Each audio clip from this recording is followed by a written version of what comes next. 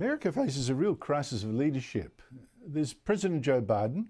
His own appointed special counsel said last week he was too forgetful now to face even trial for illegally storing top secret documents in his garage.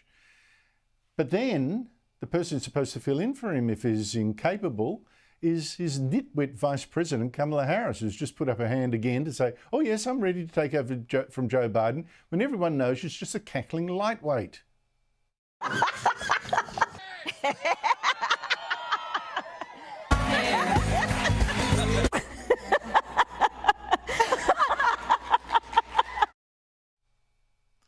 Joining me is Sean Spicer, the first White House spokesman for then President Donald Trump.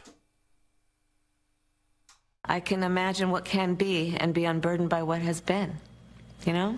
What can be unburdened by what has been. What can be.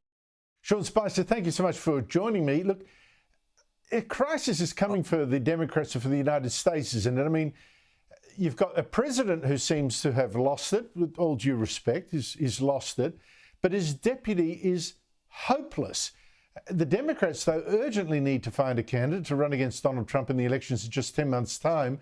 What are they going to do? Well, you know, I will tell you, for all the criticism of Biden, Andrew, the one brilliant thing he's done was ensure that his vice president was more unpalatable than he was. So no matter how low his approval ratings go, Kamala Harris's are even lower. There's a poll that came out this weekend by ABC News here in America that said that 86% of the American public doesn't think that he's fit to serve a second term.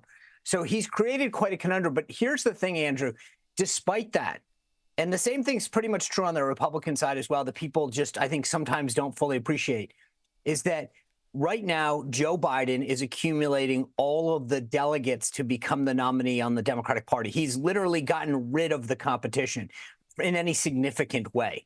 What that means is they will go into that August convention in Chicago for the Democrats, and he is their nominee. By rule, he has the requisite number of delegates to become their nominee, and unless he chooses to give them up, he is the nominee of the Democratic Party. That's the conundrum that they face. They can't do anything about it, no matter how bad the polls are.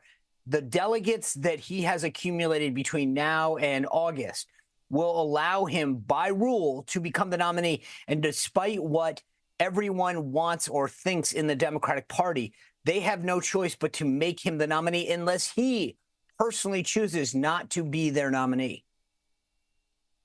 So there's no possibility of a palace coup, you know, the delegates suddenly changing their minds? So the way that this works is that we use a phrase called bound, meaning the delegates that you accumulate are bound to the candidate to which they are awarded to. So, and that's on the Republican side. I think that the Democrats are fairly similar, so that they can't just vote for somebody else of their choosing. Now, if Joe Biden dropped out or withdrew in some way that he said, I'm going to allow you to go do this, then there would be a fight on the convention floor.